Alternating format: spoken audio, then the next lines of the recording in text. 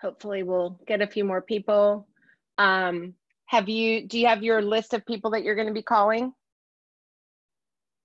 At the moment, no. I just started last week, so I'm just getting everything set up and everything. Okay. Okay. Yeah. Are you new to real estate? Yep. All Okay. aspects. All right. Excellent. What did you do before? Well, I still have my job. I'm a student, and I still have my job. I work at night, but and I also am a veteran. But Okay. got a Well, couple thanks things. for your service. Thank you for that. Thank you for the support. Well, so the purpose of this lead gen is to,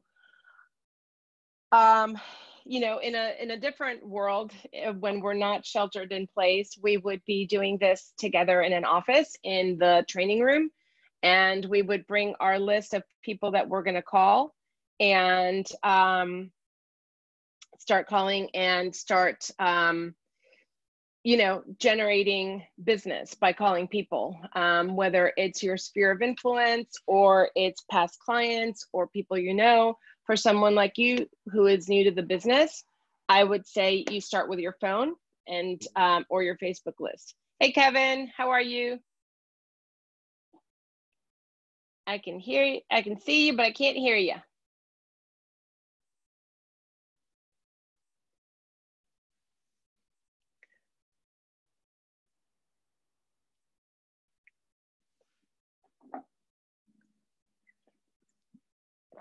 Kevin, can you hear us?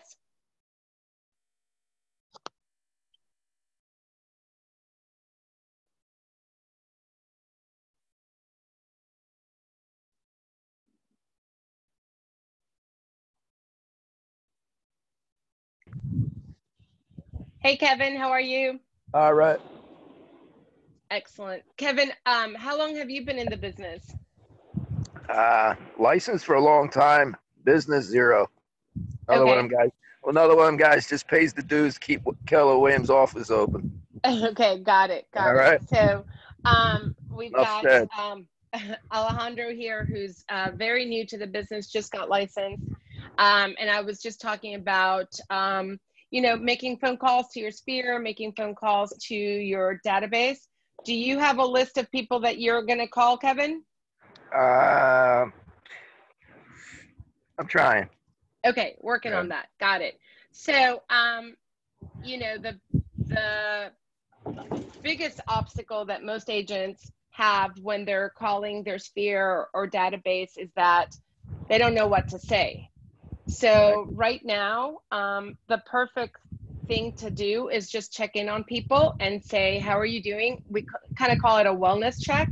I'm just calling to say hi, make sure that you're okay. Is there anything that you need?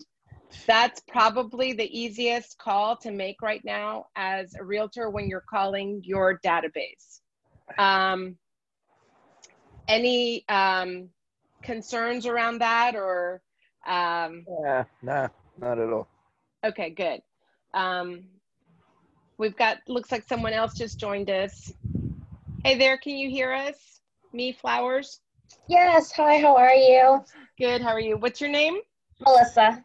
Melissa. Okay, well that makes sense. So Melissa, we're just talking about starting to make some calls. Okay. Do you have a list of people that you're planning on calling? Sort of. I have a few. Not Okay. too. Okay, so if you guys don't have your database in command yet, or even on a spreadsheet, the best place to start is probably your phone. You can start with the A's and go from there. I know for us, what we do on our team is that we call our database once a quarter. And if you divide the alphabet into 2 letters, you get 13 weeks, which is a quarter, you know, 12 weeks plus 1. So you can squeeze in a couple of those letters into your last week. Ideally, you want to just touch your database once a quarter via phone. And now, you know, we've incorporated texting into that. So our, you know, my goal every week is to have 100 conversations around real estate with my sphere of influence, my database, and people I haven't met yet. And about half of those are through social media and also through texting. So I have a lot of friends or past clients that I keep up with on Facebook or Instagram. So depending how you normally communicate with your people, then I would say, you know, use those avenues. I'm kind of old school when I make my calls. I really just I keep a log of who I'm calling. I try to I break my 100 contacts or conversations into 20 a day for 5 days. We get a lot of inquiries from people that we haven't met yet through our website on our team.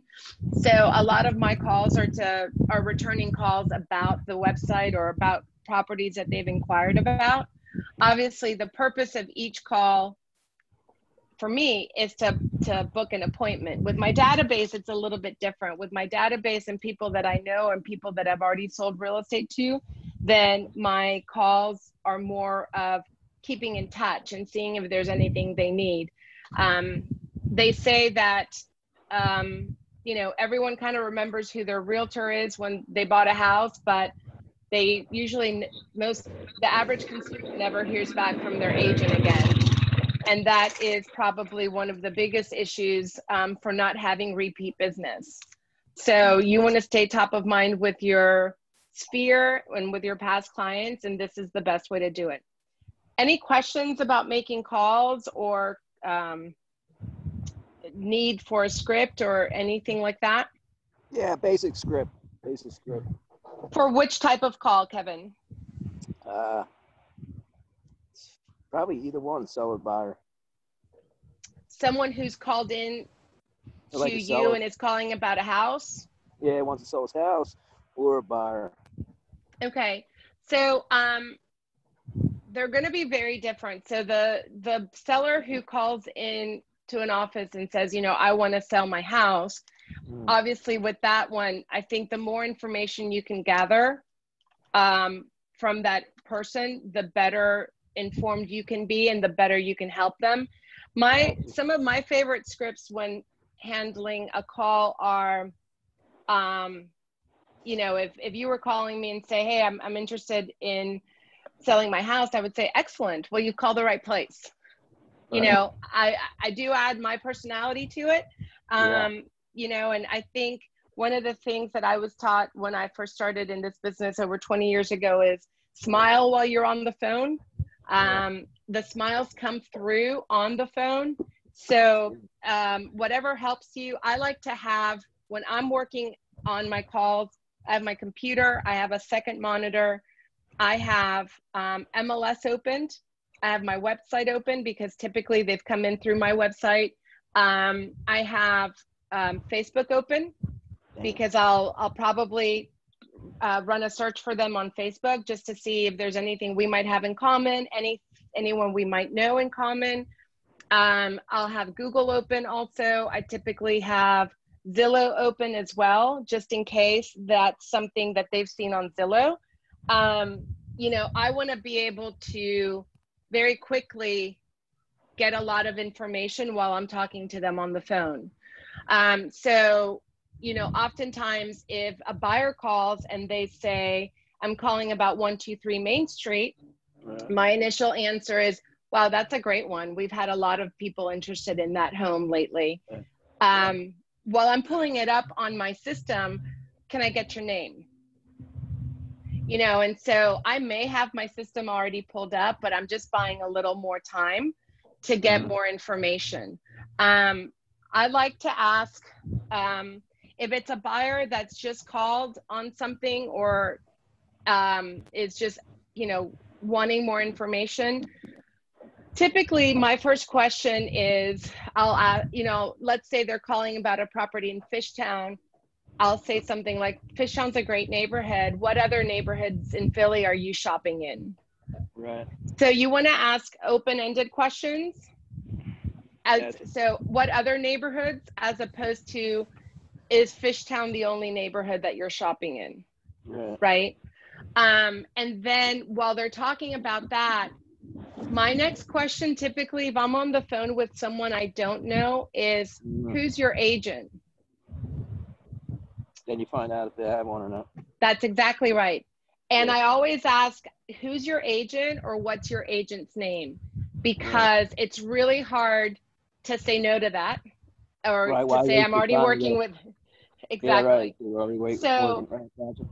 and then also if they stumble and go, I know that they don't have one. You know, They don't have one. exactly. Okay. And so then if I know that they don't have an agent, then I typically go right to book an appointment. And so again, before we got into sheltered in place, my preferred method of meeting was in person. Yeah. Because I always do a consultation, whether it's a buyer or a seller. I do one, a consultation beforehand to make sure that their needs are aligned with the market, that I'm a good fit for them, that they're a good fit for me as clients also. Make sure that they're qualified, the motivation is right. And so now I would probably spend a little more time with them on the phone and either go into kind of a semi-consultation on the phone, or Kevin, I think we've got a lot of outdoor noise. Do you mind if I mute you He just for a went little by. bit? He just went by. We're cool. Okay. He just went by. Okay. All No right. control over it. And so again, I just want to know, are they working with an agent? How much further do I keep going in this conversation? And kind of what the motivation is. If they say they're shopping a year from now, I'll probably put them on some sort of drip and still keep in touch with them and make a follow-up program. But I'm looking, when I make my calls, I'm looking for a ready, willing, and able client, someone who wants to work right now. So those are typically the kinds of questions that I ask. Another question is, how many homes have you seen the inside of? And then they'll usually say, well, we've been in like 3 or 4 of them. And then my next question would be, have you seen those has an agent been showing you property, or did you go through open houses? That's just another way of finding out whether or not they have an agent. Excellent, excellent. All right. So do you guys want to make some calls right now? No. That's what the lead gen is for, to make some calls. I just can't do it. Not right now. Not right now. So why not now? It's not a good setting right now, right here. Because you're outside? Yeah, it's not good. Okay. That seems to be my dilemma right now, is location. With this pandemic and everything, even where I live, it's like it's not the greatest, and it's like I really need to go into the office. Like when the offices open up, how like you could sit in the office, just make calls right in the office. That'd be better for me. But it's like, I got to find a good location right now. It's not the great. I think the good location right now is the location that you're in. And I'll be honest with you, when it comes to making calls, we will come up with 1,001 excuses not to make them, myself included. And I work with my coach. And what I do with her is I send her a text. I'm clocking in, and I treat it like I'm clocking into work. I make my calls. Right. I know the amount of time that my attention span can devote to this, and it's about an hour at a time. I can't do 2.5 hours of lead gen. It just doesn't work for me. Yeah. And I do about an hour in the morning, an hour in the afternoon, and I get my 2 hours in. Again, it's kind of like exercise. If you love to exercise, great. If you love to make calls, great. But if you hate it, you got to do something to make yourself do it. And, if I don't make my calls, then I have to tell my partner I didn't provide for our family today. So, that's a conversation I don't want to have. So I make my freaking calls, I got to answer to my coach and to someone bigger than my coach. So, how else can I help you with getting in the mindset of just making the damn calls, Kevin? Yeah. That we have to have a deep psychology it. conversation of. That's right. Just It's not do here it. on Zoom. Definitely not on Zoom. I hear So, you. I I don't hear. know. Well, you know what? I'm Yeah. here to tell Yeah, you first the step. struggle First is step. real for everyone. It's not just you. It's Yeah. not just for Gotcha. new agents. I've been an agent for Yeah. almost 24 years, and the same thing happens to me. I will say Okay. this: if you want to, one thing I've always found really helpful is I start with a call that is going to be like a nice, easy layup. I call someone I know. I call someone who'll get me in the mood. Sometimes I'll Yeah. call my best friend who's a realtor in Atlanta, and I'll say, Okay. tell me I'm a rock star. Tell me I'm a great agent. She calls me her mentor, you know, and that's what I needed to hear at that moment to do my calls. So, you know, and then there are affirmations that you can practice around it. People want to talk to you. Mhm. You're there to help people, and people want to talk to you. And if you come from that Right. kind of contribution mentality and you don't think of yourself as a burden, it's a lot easier to make those calls also. Right. Valerie, Yeah. would you I say, hear you. I hear you. Yeah, Melissa? how, I think it's more, at least for me, I think it's more the lack of confidence, just the fact that I'm not sure how the conversation may go. Is there like a way, or maybe even, I don't know if you're aware, if there's any like YouTube videos of just even like so that I can hear what a conversation may sound like, or even just being able to shadow someone to kind of learn how a conversation should go, or you know, not only just the questions to ask, but if there's a question that maybe is asked and I'm not familiar with what to say, or you know, I think it's more so for me the lack of confidence. I understand. How long have you been in real estate, Melissa? So I got my license in early December, and I actually didn't actually put it to like great use until probably like late January. So Got it's it. kind Got of it. pretty new for me. Okay, and what did you do before real estate? So I'm actually still full time. I still work at a school. Internally, I work for admissions. Okay. Okay. So, did you ever work in retail or work for a restaurant? Yes, I have. Okay. So, in both of those professions, you have to kind of be able to think on your feet pretty quickly and go with the flow of the conversation, right? So, real estate is very similar to that. Okay. I don't know if you heard me earlier when I was talking about how I set up for my phone calls where everything that I have open. I have my computer and another screen with MLS and Facebook and Google Maps and Zillow, all of that open and ready for me to, you know, go to. You can watch a couple of things. There's a really great buyer consultation on YouTube by an agent who used to be a KW agent named Saria Finkelstein. Okay. And that's Saria.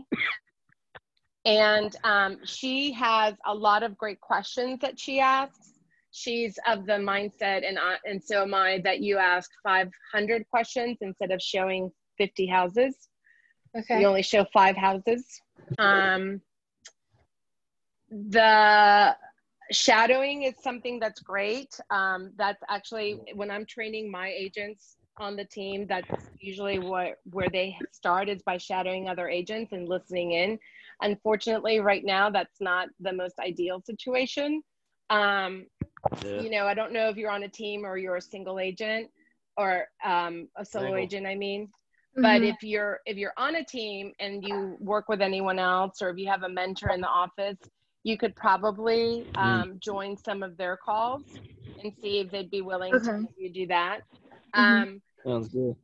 And even when I get a question and I don't know the answer, I usually say, you know what, that's a great question. I can't recall, I'm not really sure the correct answer. Let me find out and I'll get back to you on that. There may be things you don't know the answer to. And even after 20 plus years, there are still things I don't know the answer to. I didn't give you guys a little bit of background on me. I've been an agent for almost 24 years in Atlanta. I only moved to Philly in August, and I run one of Gary's top 100 teams for the company internationally in Atlanta. And so we've expanded to Philadelphia because I had to move to Philadelphia. So, you know, there are a lot of things about Philadelphia real estate that I'm still learning and I'm still figuring out. And I very often say, I'm not sure, let me get back to you on that. So if you don't know, you don't know. The point is, find the info out, find the answer, and get back to them. But like I said, if you're taking calls on the phone or you're making calls on the phone to your database, probably within those websites that I mentioned, you'll find an answer. Does that answer your question? Yeah. Yes, thank you. You're welcome. You're welcome. So my process is I kind of build a bunker around my area. I've got my big bottle of water to make sure I don't have an excuse to go get more water. I check my mood. If I'm in a shitty mood, I'm not going to make calls. It's not going to do anyone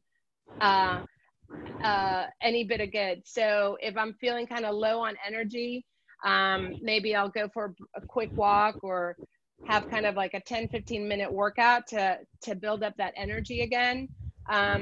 Because you do have to be on. It's kind of like showtime on the phone, right? And so your energy has to be up. The smiling helps a lot. Standing up and walking helps. Right now, it's just my office is a little cramped, so that's not that conducive. But if I were in my office at the office, I would be standing.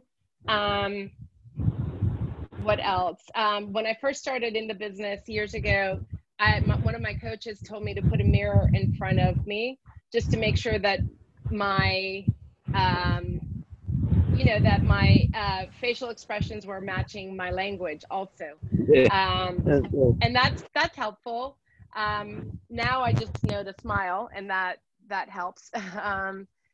What else? And then, like I said, I do them in little chunks. And my goal every time is to make an appointment. I won't stop until I've made an appointment, typically. And so I know, and an appointment when it's calls like these could be an appointment for another call. It could be an appointment for me to do a consultation with them or do a listing appointment.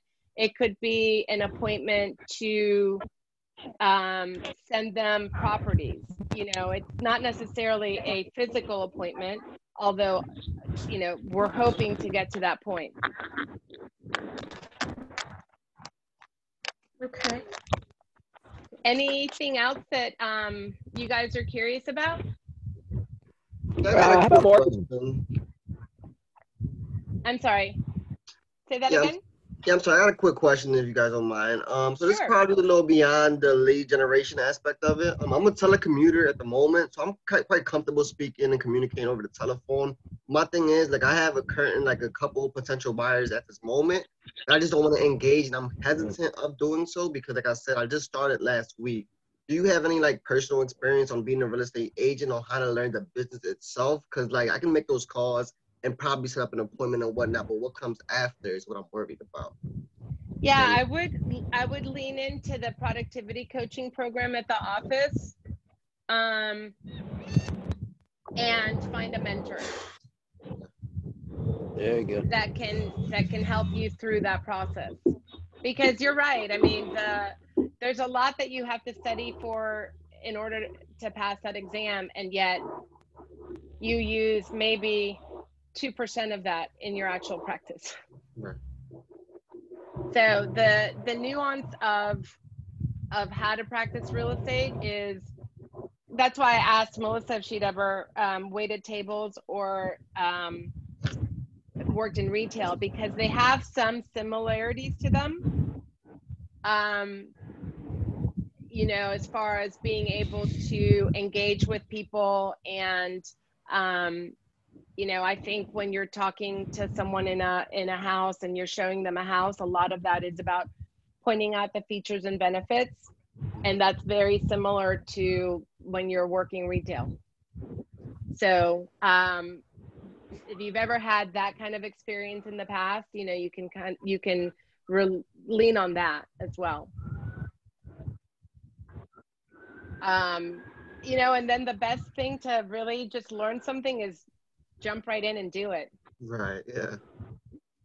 And that's where a mentor really helps, because you can ask them questions and you can ask them you know, opinions on how they would handle something.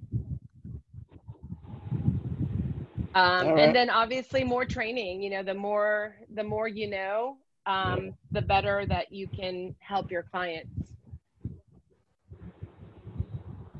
Thank you. All right, I gotta call my office, Center City. I have to call them. Nice talking to you. Likewise. Take care. All right, see you. Bye-bye.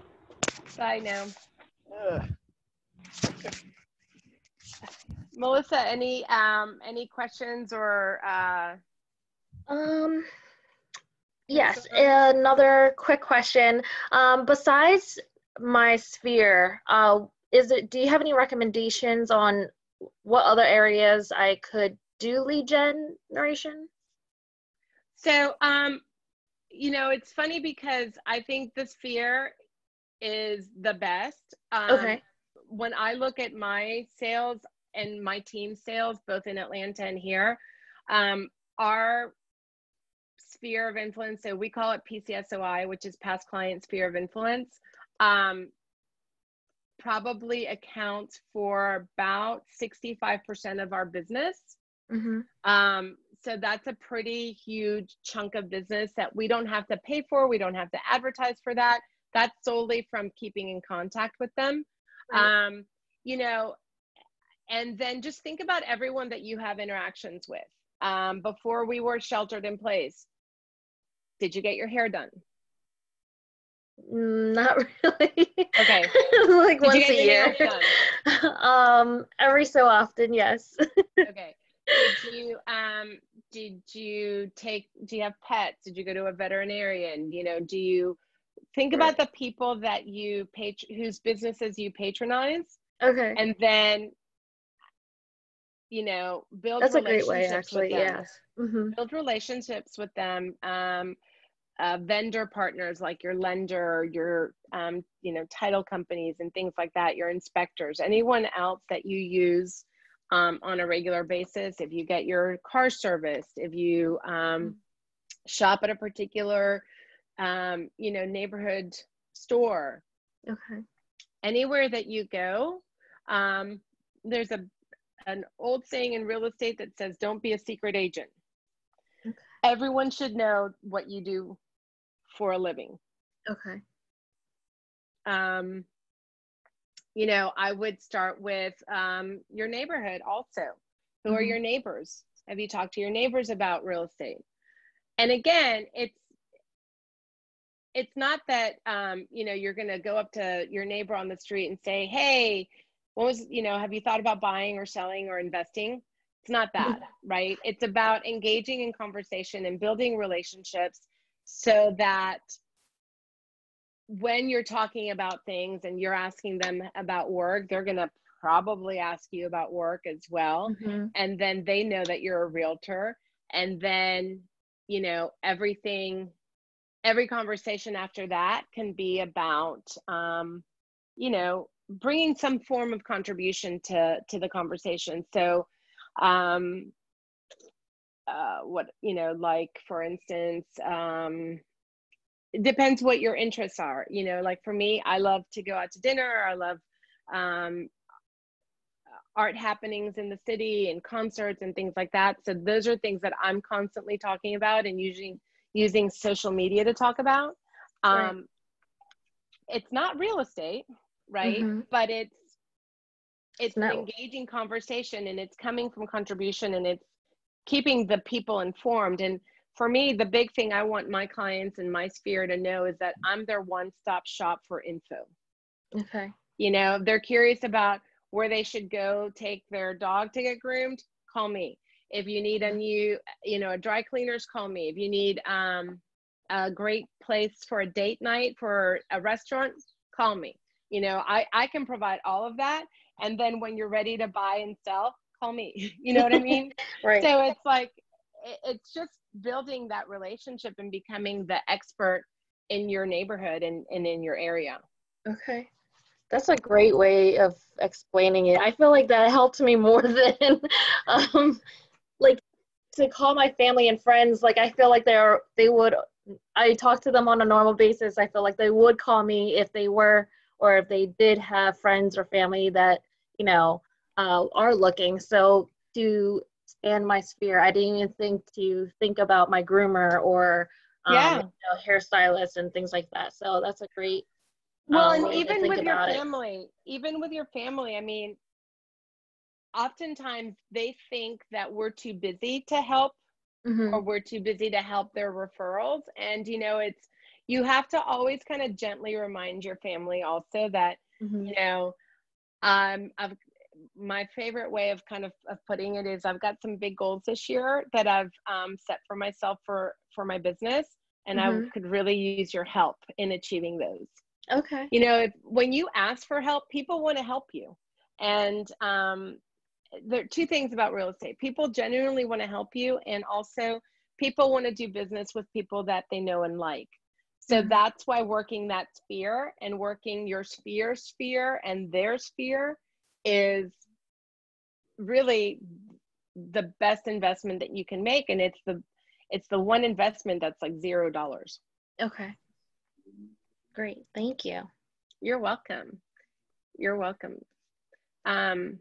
Anything else that I can help you guys with? I think I'm okay. Okay. Likewise, I appreciate the information. Oh, it's my pleasure. You guys go make some calls. Really, especially right now, there's so much craziness in the world. And, you know, first we had COVID to deal with, and now we have just this unrest as well.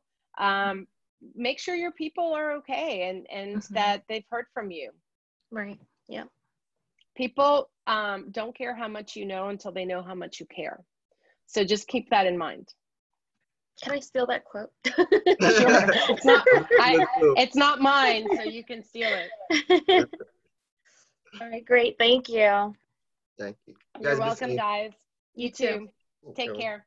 You too. Bye. Bye.